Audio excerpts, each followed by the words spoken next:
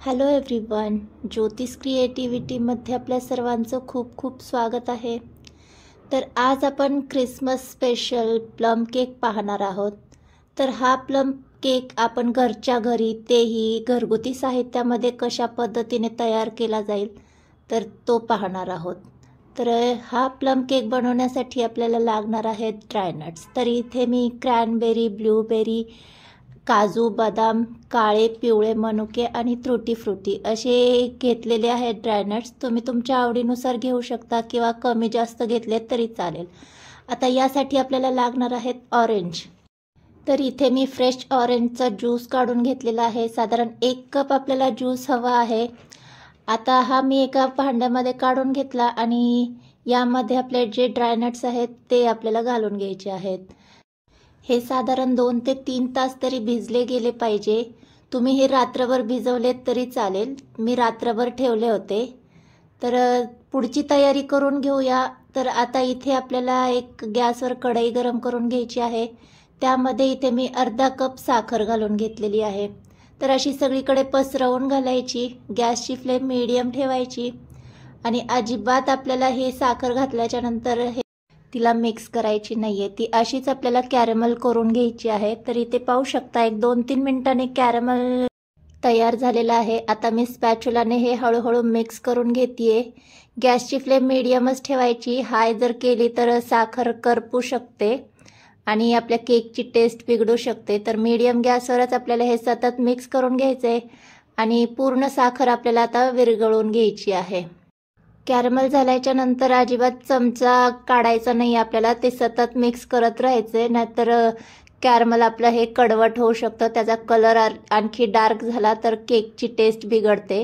तर इथे perfect caramel तयार झाले.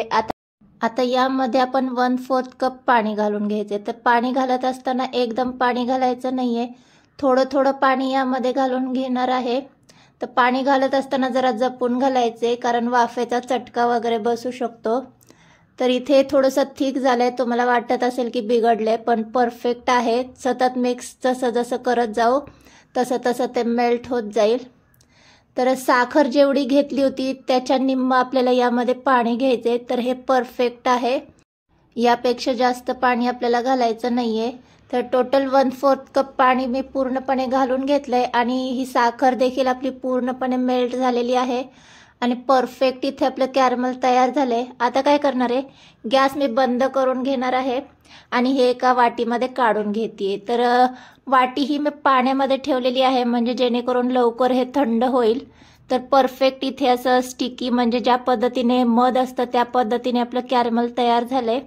आता हे आपण साईडला ठेवून देऊया. तोपर्यंत पुढची तयारी, म्हणजे ज्यामध्ये आपण केक बेक करणार आहोत.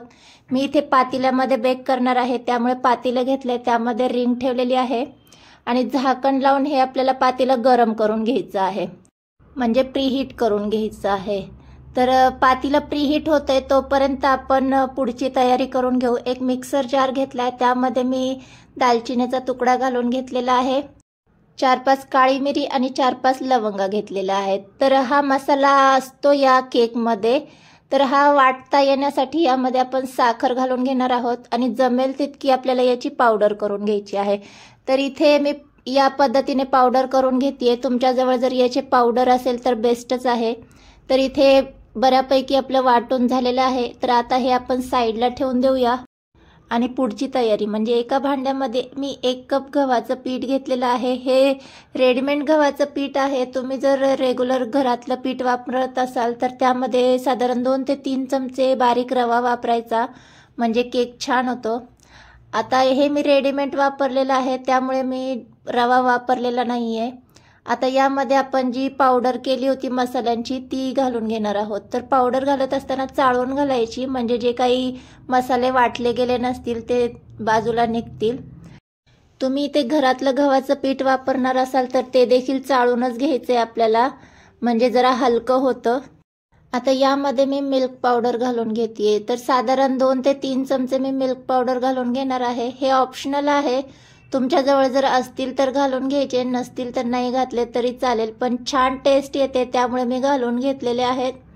आता हे सगळं छान मिक्स करून घ्यायचंय.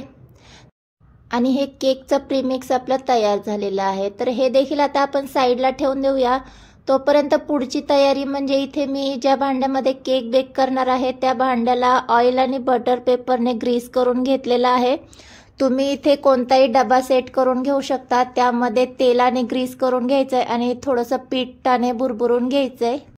तर इथे आपले ड्रायनट्स देखील छान पद्धतीने सोक झालेले आहेत. तर ॲक्च्युली हे रममध्ये सोक केले जातात, पण आपण घरगुती पद्धतीने करणार आहोत त्यामुळे आपण ऑरेंज ज्यूसमध्ये सोक केलेले आहेत. तर आता काय करायचं आहे, आपण जे प्रीमिक्स तयार केलं होतं त्यामध्ये हे ऑरेंज ज्यूस आणि ड्रायनट्स आपल्याला घालून घ्यायचे आहेत. तर हे सगळे मी घालून घेतलेले आहेत आणि हे घालून झाल्याच्या नंतर छान सगळं हे आपल्याला एकजीव करून घ्यायचं आहे. आपण इथे गव्हाच्या पिठाचा वापर केलेला आहे त्यामुळे थोडंसं हे स्टिकीच असतं आणि जेव्हा कधी आपण ड्रायनट्सचा किंवा कुठल्याही फ्रूट्सचा केक करत असतो तर थोडंसं तो स्टिकीच असतो, कारण त्याला देखील मॉइश्चर बऱ्याच सुटतं. तर इथे आपलं सगळं मिक्स करून झालं आहे. आता यामध्ये आपण 2 चमचे तेल घालून घेणार आहोत. तर हे रेग्युलर आपलं कुकिंग ऑइल आहे. तेलाऐवजी तुम्ही इथे बटरही वापरू शकता, फक्त रूम टेम्परेचरचं बटर हवं आहे.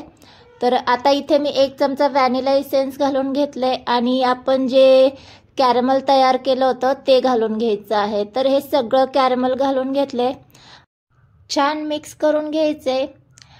केक करत असताना एवढीच काळजी घ्यायची की आपण जे काही यामध्ये वस्तू वापरल्या आहेत त्या रूम टेम्परेचरच्या हव्या आहेत आणि मिक्स करण्याच्या अगोदरच आपल्याला ज्या भांड्यात आपण केक बेक करणार आहोत ते प्रीहीट करून घ्यायचं आहे, म्हणजे परफेक्ट आपला केक बेक होतो. तर छान आपलं मिक्स करून झालेलं आहे. यापेक्षा जास्त आपल्याला हे लिक्विडी करायचं नाही आहे. यामध्ये तुम्हाला हवं असेल तर तुम्ही थोडंसं म्हणजे अगदी चिमूटभर मीठ देखील ॲड करून घेऊ शकता, पण मी मिठाचा वापर केलेला नाही आहे. हे सगळं छान आपलं मिक्स करून झाल्याच्या नंतरच शेवटी आपल्याला यामध्ये 1 टीस्पून बेकिंग पावडर घालून घ्यायची आहे आणि 1/2 टीस्पून बेकिंग सोडा घालून घ्यायचा आहे आणि साधारण 1 चमचाभर मी यामध्ये व्हिनेगर घालून घेते. व्हिनेगर घातल्यामुळे हे ॲक्टिवेट होतं. तुमच्याजवळ जर व्हिनेगर नसेल तर तुम्ही इथे लिंबू देखील पिळून घेऊ शकता. हे छान सगळं मिक्स करायचं आहे, जास्त आपल्याला मिक्स करायचं नाही आहे.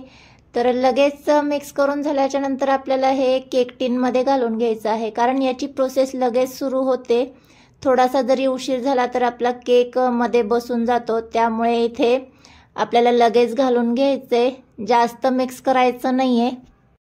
त्यामुळे या गोष्टी आपण सर्वात शेवटी घातलेल्या आहेत. आता यामध्ये बॅटर घालून घेतलं की लगेच यामध्ये आवडत असतील तर वरून थोडेसे ड्रायनट्स ॲड करून घ्यायचे आहेत. हे ऑप्शनल आहेत. आता मीडियम गॅसवर आपल्याला हा केक 30 ते 40 मिनिटं बेक करून घ्यायचा आहे. बेक झाल्याच्या नंतर तुम्ही ते पाहू शकता, मी पूर्णपणे थंड केल्याच्या नंतरच त्याला डिमोल्ड करून घेतलेला आहे. तर बोलता बोलता थोडासा उशीर झाला त्यामुळे थोडासा बसला गेला माझा केक, पण काहीच हरकत नाही आहे, परफेक्ट झालेला आहे. मी ते सुरीने चेक करून देखील पाहिला, तो अगदी बेक झालेला आहे. सुरीने चेक करायचा आणि मगच केक आपल्याला बाहेर काढायचा. तर पूर्णपणे थंड झाल्याच्या नंतर इथे मी डिमोल्ड केलेला आहे. तर आता आपण याला स्लायसेसमध्ये कट करून घेणार आहोत, कारण हा आपण टी टाइम स्नॅक्स म्हणून केक बनवलेला आहे. मस्तच झालेला आहे. तर थोडेसे ड्रायनट्स आहे त्यामुळे प्रॉपर कटिंग होत नाही आहे. तुम्हाला ज्या पद्धतीने कट करून खायला आवडेल त्या पद्धतीने इथे तुम्ही कट करून घेऊ शकता. तर एक स्लाइस मी तुम्हाला काढून दाखवते. तर पहा, मस्त असे ड्रायनट्स आपले आतपर्यंत मस्तच दिसत आहेत. तर खायला देखील खूपच टेस्टी आहे. तर साधी सोपी आणि हेल्दी अशी केकची रेसिपी तुम्हाला कशी वाटली? व्हिडिओ जर आवडला असेल तर व्हिडिओला लाईक आणि शेअर करायला विसरू नका. भेटूया अशाच एका नवीन व्हिडिओसोबत. तोपर्यंत मस्त खा आणि स्वस्त रहा. ज्योतिष क्रिएटिव्हिटी चॅनल पाहत रहा. बाय.